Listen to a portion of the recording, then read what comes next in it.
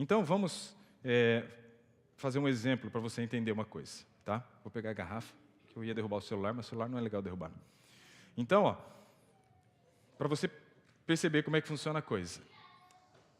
O meu cérebro, ele recebe um estímulo vindo de fora. E aí ele gera um pensamento. Esse pensamento me conduz a uma emoção. Só que esse pensamento, ele é conduzido a uma emoção porque no nosso cérebro é aberto um tipo de janela. Né? Na teoria da inteligência multifocal, isso é apresentado como janelas. Então eu tenho 3 tipos de janela. Janela neutra, carga emocional dela praticamente nula. Eu tenho uma janela que é chamada de janela light. Tem uma carga emocional X. E eu tenho um outro tipo de janela que é a janela killer, carga emocional 3x. Ou seja, essas janelas traumáticas, janelas de morte, elas geram 3 vezes mais um peso emocional em nós do que as boas notícias, as janelas light. Entenderam? Ok? Até aqui?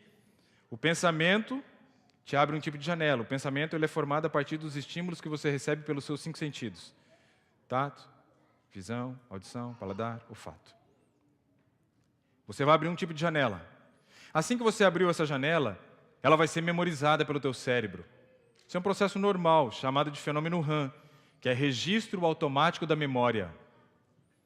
Esse registro fez com que aquela janela fosse para a sua memória. Vai ser gravado. Vai ser apagado um dia? Não.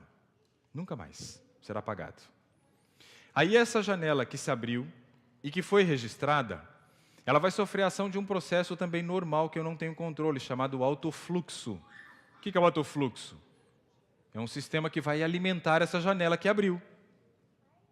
Se foi uma janela light, do bem, ótimo. Como é que eu fico? Feliz.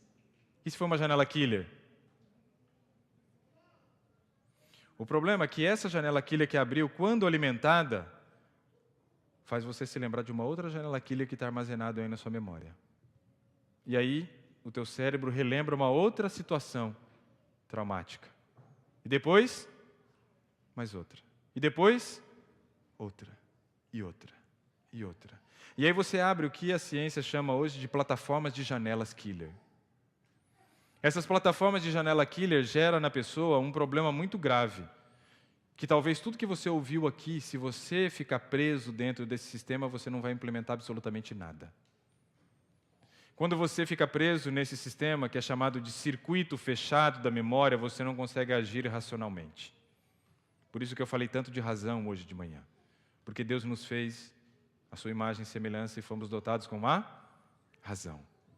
O problema é que muitas vezes nós estamos escravizados dentro das nossas janelas killers, de tal forma que a gente não consegue ter um momento de lucidez. E não tendo esse momento de lucidez, o que acontece? Nada. Eu não consigo sair, eu não tenho força para sair.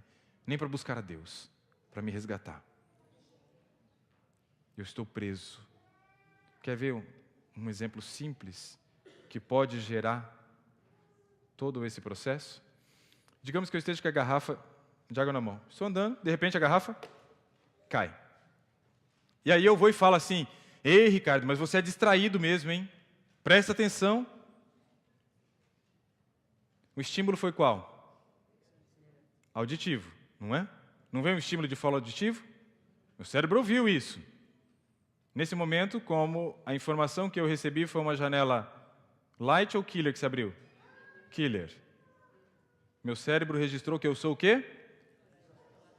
Distraído, relapso, não presta atenção, tem que tomar mais cuidado. Aí já começa a já surgir as outras janelas. Parece uma coisa boba, né? Mas não é não. Não é não. Aí o meu cérebro ouviu, abriu a janela killer. Registrou. Você é distraído, desastrado. Minha esposa que não sabe, que ela não assista depois, mas antes de me conhecer, ela era muito estabanada. Derrubava muitas coisas, vivia caindo, né?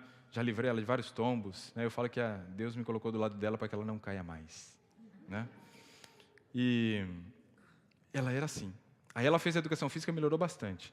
Mas como o nome dela é Nete, o pessoal deu um apelido para ela, Estabanete. Né? Que ela era muito estabanada. Né? o cérebro dela poderia registrar da mesma forma que o meu está registrando isso, distraído, estabanado. Aí isso vai me conduzir ao autofluxo, que vai abrir uma outra janela. Mas não vai abrir uma janela, de repente, de uma outra coisa que eu derrubei. Vai abrir uma outra janela que pode me lembrar de um fracasso que eu tive. Aí, ó, tá vendo? Por distração você perdeu isso. Não, pode deixar, pode deixar, pode deixar. E aí, o que vai acontecendo? Plataforma de janelas, circuito fechado da memória. O que eu posso fazer? Derrubei a garrafa, falei aquilo ali sem pensar, peguei a garrafa e continuei minha vida com uma janela killer aberta. Bom, né? Onde que eu consigo intervir nesse processo? Sabe por quê? Porque tudo que eu falei para você foi mudança de aspecto físico, mas você precisa mudar muita coisa, ó, aí dentro da sua cabeça. Você precisa trabalhar alguns aspectos emocionais, porque se você não trabalhar esses aspectos psicológicos, emocionais, você não vai para frente. Porque você está preso no circuito fechado da memória, você precisa sair disso. Então, ó, derrubei. Nossa, como você é distraído, Ricardo. Aí eu pego e aplico uma técnica chamada duvidar, criticar, determinar, DCD. Peguei a garrafa, recolhi. Ah, não é assim também, né? Só porque eu derrubei uma garrafa, estou distraído agora. O que eu estou fazendo? Duvidando, não é? Isso eu preciso fazer todos os dias quase com a minha filha. A minha filha de 9 anos, a Manuela, ela tem uma dificuldade muito grande porque ela é muito emotiva. Todos os dias, quando ela recebe um estímulo negativo, aquilo abre milhões de janelas killer na cabeça dela. Ela sai muitas vezes da escola descompensada, brigando, irritada, entra no carro que você percebe que ela está um vulcão a ponto de explodir, de entrar em erupção. É um hurricane no período de furacões aqui na Califórnia. É quase isso. Ela sai desse jeito. E aí eu preciso perguntar, filha, o que aconteceu? Aí ela não quer falar. Eu falei, filha, seu pai está te perguntando o que aconteceu. Aí ela me conta. E aí, como ela não sabe fazer a técnica, eu faço a técnica com ela. Aí eu falo, filha, você tem certeza que você é isso que as pessoas falaram? Não, papai, eu não sou isso. Eu falei, então por que você está aceitando isso que elas estão falando?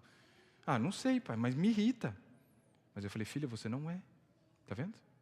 O que eu fiz com ela? Eu ajudei ela a duvidar. Eu ajudei ela a duvidar daquela informação que ela recebeu. E olha que muitas vezes eu e você somos as pessoas que fazemos bullying com os filhos. Isso é terrível. Seu burro! Presta atenção, seu incompetente! Seu preguiçoso! Olha o que você está falando. Nessa hora Deus tinha que costurar a boca da gente. Porque o que nós estamos fazendo é abrir janela killer na cabeça das pessoas que a gente mais ama na vida.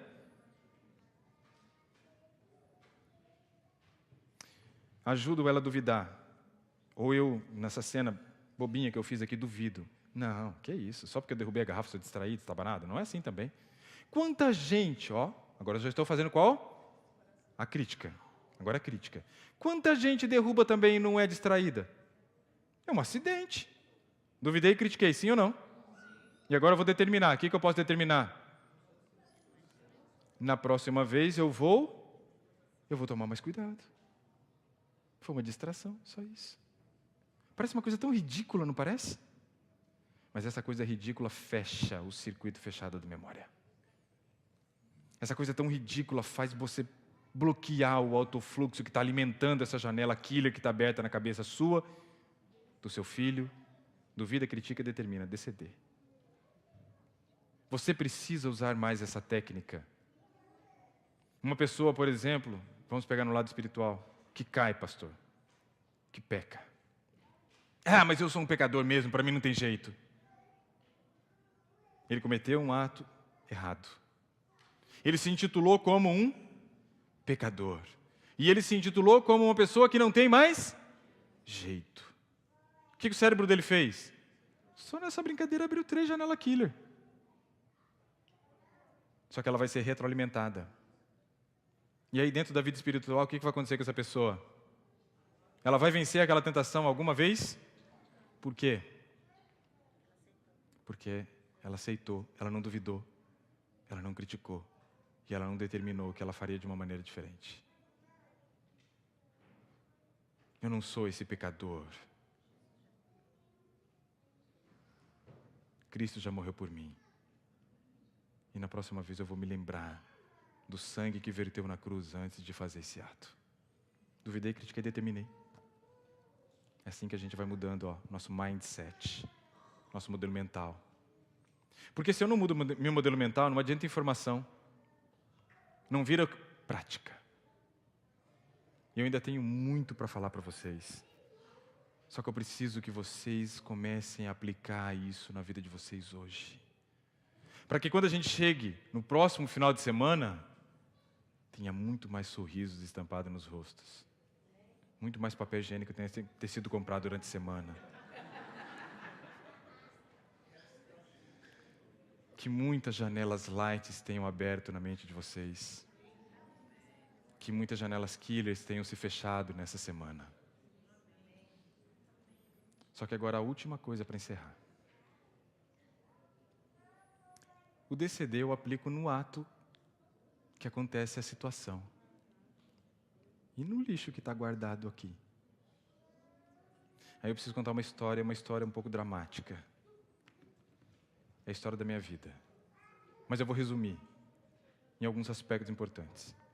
Primeira coisa, meu pai e minha mãe se separaram quando eu ia fazer 2 anos de idade. Isso é terrível. Isso é terrível. Um filho crescer sem um pai é uma coisa horrorosa. Eu tive essa experiência de crescer sem meu pai próximo. Eu vi meu pai a cada 4, 5, 6 meses, quando era criança. 15 minutos, meia hora a cada 4, 5, 6 meses. Numa praça, num banco gélido de uma praça. Sentado, com alguém da minha família olhando. Para uma criança, ela não quer sentar ao lado do pai. O que ela quer? Sentar no colo. Ela quer brincar. Ela não quer conversar. O meu relacionamento com meu pai na minha infância era assim: tudo bem, pai? Tudo bem, filho. E você? Também estou bem. Nossa conversa se resumia a perguntar o que um e o outro tinha feito. Nunca teve abraço. Porque meu pai se sentia constrangido em demonstrar amor por mim, porque tinha alguém da família da minha mãe vigiando na esquina. E eu tinha medo de demonstrar amor pelo meu pai, porque eu cresci ouvindo que o meu pai tinha me abandonado. E o maior medo que eu tinha na minha cabeça era ser abandonado pela minha mãe. Quantas vezes na minha vida eu acordei de madrugada e fui ao quarto da minha mãe para ver se ela estava lá deitada. Para ver se ela não tinha ido embora. Isso é duro de falar. Para ver se ela não tinha me abandonado. E muitas vezes eu via minha mãe deitado ali e eu tinha medo de que ela tivesse morrido, porque a morte para mim também era uma forma de abandono. Então eu chegava meu rosto próximo do rosto dela para sentir a sua respiração. Eu cresci assim. Essa foi minha infância e minha adolescência. E com isso eu precisei ir para psicólogos. Eu tinha um comportamento extremamente agressivo, briguento. Quando eu tinha 4 anos de idade, numa escola que eu estudava chamada Pequeno Polegar, um menino que eu não sei porquê, ele me deu um chute no olho e ele usava umas botas ortopédicas gigantescas. Imagina o tamanho do estrago.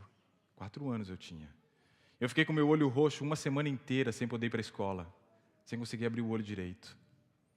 Só que eu fiquei uma semana pensando o que eu ia fazer com aquele menino quando eu voltasse para a escola. Eu tive tempo. Azar dele. 4 anos. Por quê? Porque eu não tinha um padrão de referência. Eu não tinha com quem conversar. Eu não podia expressar os meus sentimentos para minha mãe, porque meu medo era que ela me abandonasse assim como meu pai me abandonou. Então eu sempre cresci tendo que resolver meus problemas sozinho na minha cabeça. Porque se eu expusesse o meu problema para alguém da família, eu poderia ser abandonado. Era isso que eu tinha na cabeça. Triste, não? Fácil não, viu? E aí o Ricardo ficou uma semana pensando. Voltei para o colégio. O menino passou do lado de um muro.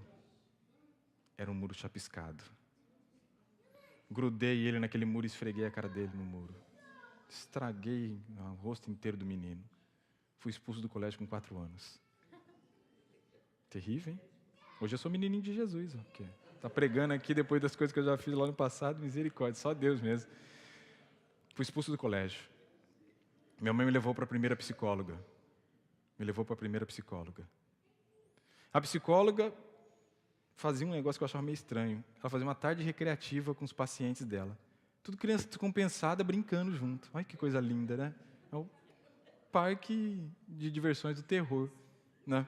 Só moleque descompensado brincando. É uma loucura. E aí ela botou a gente para jogar banco imobiliário. E tinha um menino sentado à minha direita, eu me lembro como se fosse hoje a cena. Depois eu soube, ele era cleptomaníaco. Aí eu já devia ter uns 7 anos, 8 talvez. E aí a gente estava jogando, de repente ele colocou o dedo na minha nota de 500. A gente tem 2 notas de 500 que recebe no banco imobiliário, lembra? Vocês estão lembrando dessa infância, né? E ele olhou para mim com a maior cara de cínico. E começou a puxar aquela nota de 500. Eu olhei para ele assim, tipo, o que ele está fazendo? Ele está doido? Perdeu o juízo? Ele não sabe quem eu sou? Ele levou a nota. Eu só acompanhei. Continuei o jogo. Aí daqui a pouco ele vem e coloca o dedo na outra. E começa a puxar e dá um sorriso e faz assim. Pá! Mandei-lhe um murro na fuça, não teve jeito, ué. Só que eu bati uma vez e ele caiu. E eu sentei em cima e comecei a bater mais. E mais. E a psicóloga louca, tentando separar a gente. E ela tentando me tirar de cima dele, não conseguia, porque eu segurei pela gola, então quando ela me puxava, ele vinha junto. Aí eu bati de novo, né? No louco, né? Aí ela me pegou pelos cabelos assim e puxou. E, ó, aqui tem falta de cabelo, eu acho que a culpa é dela. Foi naquela situação que começou com a minha queda de cabelo, porque é justamente onde falta, é bem aqui, ó.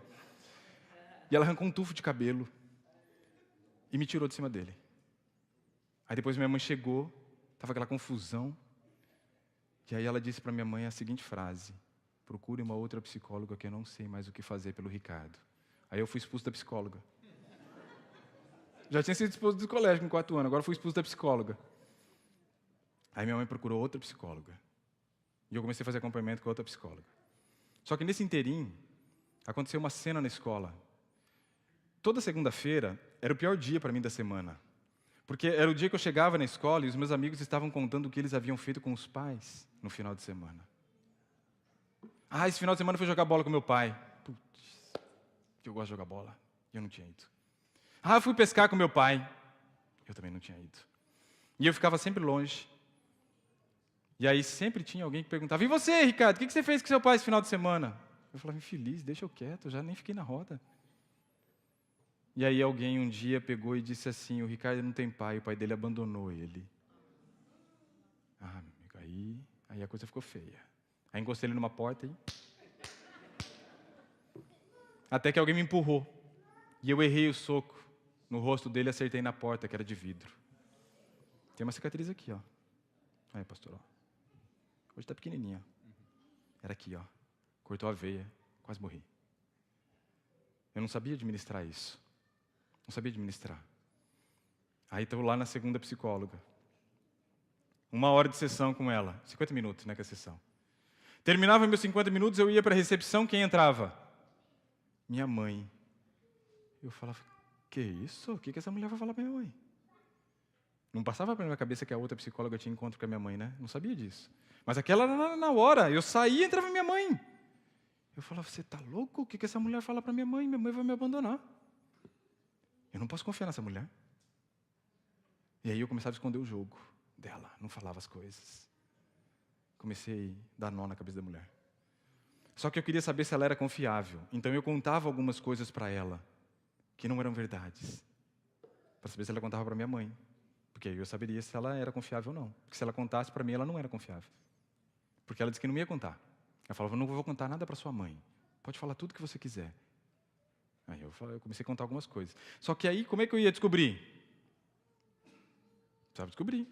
Aí eu saí da clínica, subi em cima do telhado, ficava em cima da janela da psicóloga, ouvindo a conversa dela com a minha mãe. Esse inteirinho, eu acho que eu tinha uns 10 ou 11 anos. Para poder saber se ela era confiável. Então você percebe como é que eu tive problemas sérios com relação a essa questão da separação? Só que aí teve um dia que meu pai ligou para minha mãe e falou assim: eu quero fazer um passeio com o Ricardo. Eu nunca tinha saído com meu pai. Eu tinha sentado com meu pai até meus 10, 11 anos numa praça com um banco gelado, onde a gente nem se abraçava. E aí o meu pai falou para minha mãe que queria me levar para passear, para assistir um show dos Trapalhões. Você acha que eu estava preocupado com o Trapalhão? Eu queria o quê? Meu pai. Aí meu pai falou assim, 6 horas eu passo buscá-lo, porque a sessão era 7 da noite. É claro que 6 horas eu estava onde? Pá! Grudado na janela esperando. Estava chovendo. Deu 7 horas. Ele não chegou. Deu 8. Ele não chegou. Deu 9. Deu 10. Deu 11. Deu meia-noite. Deu 1. Deu 2. E a minha mãe me levou para o quarto porque eu dormi com a cara encostada na janela esperando meu pai. O que aquilo reforçou na minha cabeça?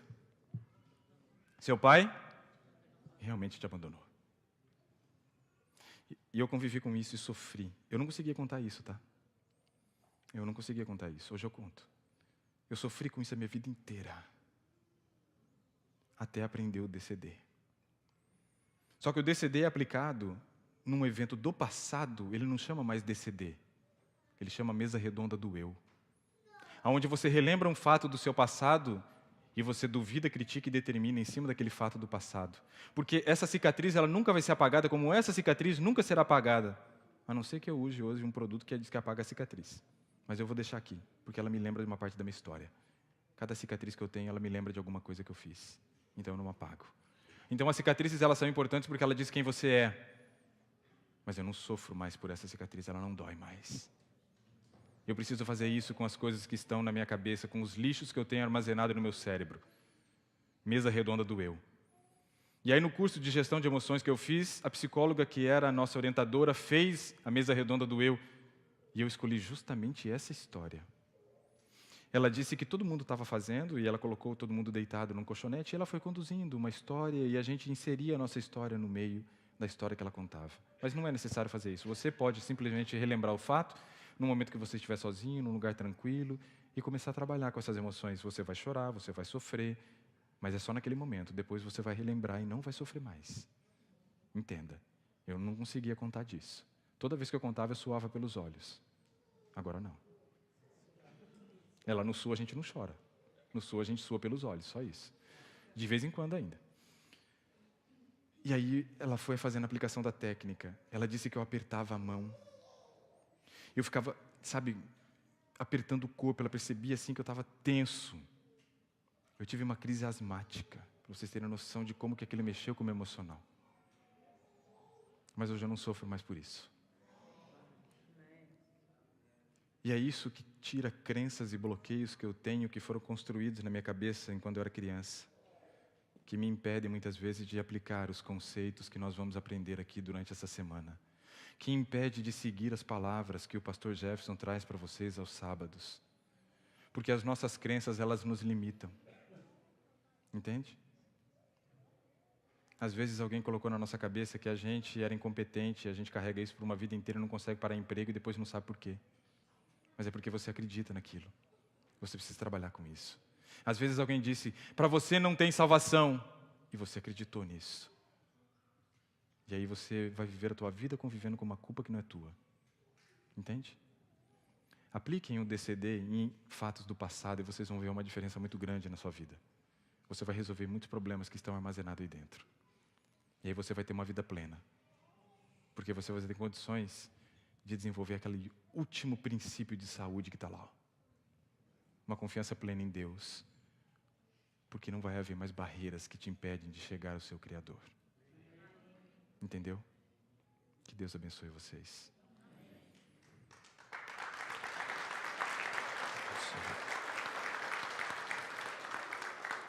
Nós vamos orar para encerrar. Mas eu me lembrei de só uma coisa. Eu contei essa história para o meu pai.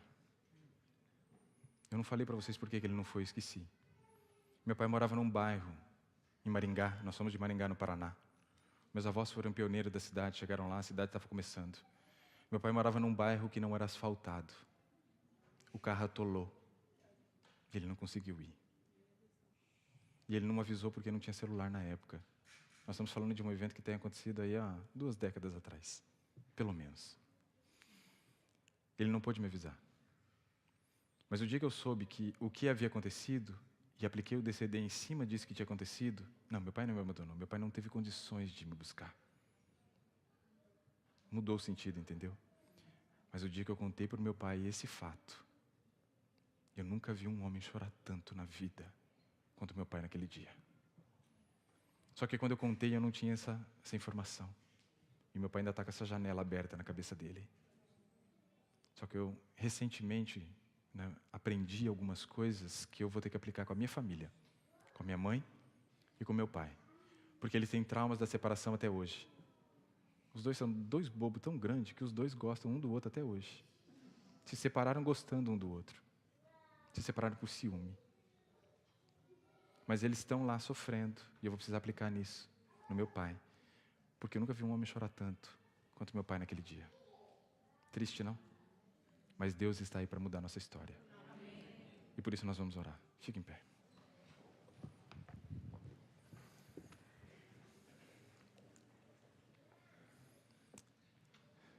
Senhor que nos altos céus habita, louvado e engrandecido seja o teu santo nome. Tivemos uma tarde intensa. Falamos de assuntos muitas vezes dolorosos. Relembramos fatos da nossa história que nos magoam até o dia de hoje. Mas temos a certeza que o Senhor tem a solução para tudo isso. Temos a certeza que o Senhor quer estar no controle das nossas emoções. Temos a certeza que o Senhor quer, com a sua mão protetora, nos proteger de todo o lixo que tenta invadir a nossa mente e nos escravizar. Nos protege, Senhor. Nos livre até de nós mesmos quando somos nossos piores inimigos em algumas situações. Tem misericórdia da nossa vida. E dá-nos um momento de lucidez que seja, Senhor, para reconhecer o que precisamos mudar. E aí nos dê a força, o desejo, para implementar essas mudanças. Todos que vieram aqui, Senhor, provavelmente ou conhecem ou têm algum problema correlacionado a transtornos psiquiátricos. Seja ansiedade, estresse, depressão, pânico, transtorno de déficit de atenção, hiperatividade, bipolaridade, eu não sei. Mas o Senhor sabe o que cada um tem sofrido. O Senhor sabe quantas noites passamos em claro, muitas vezes chorando ou pensando em coisas que não agregam em nada na nossa vida. Nos ajude a reverter esse quadro. Nos dê a sabedoria vinda dos altos céus para duvidar, criticar e determinar. Nos dê, Senhor, força para cuidar do nosso estilo de vida de tal forma que a gente tenha um cuidado com o que a gente coloca à mesa. Nos dê vontade e desejo de fazer atividade física, de ter um sono bom, regular, de beber água, de comer alimentos que sejam fontes, seja matéria-prima, num hormônio tão lindo que o Senhor nos deu, que é a serotonina. Para produzirmos, então, a serotonina e sermos felizes.